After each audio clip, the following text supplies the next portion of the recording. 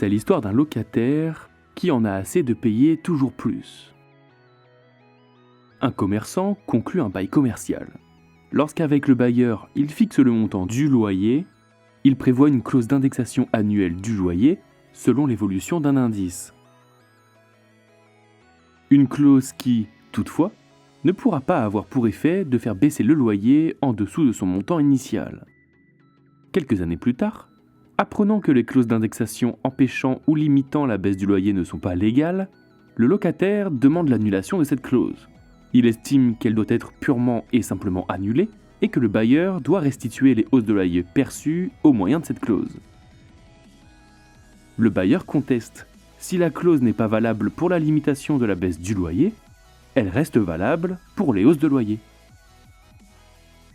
Le juge confirme que seules les dispositions illégales doivent être censurées.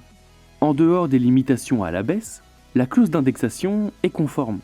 Le bailleur n'a donc pas à rembourser les loyers.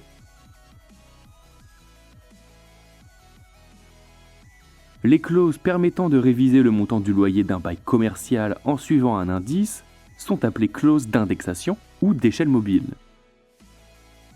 Elles doivent suivre l'indice trimestriel des loyers commerciaux, ILC, l'indice des loyers des activités tertiaires et autres que commerciales et artisanales, ILAT, ou l'indice du coût de la construction, ICC.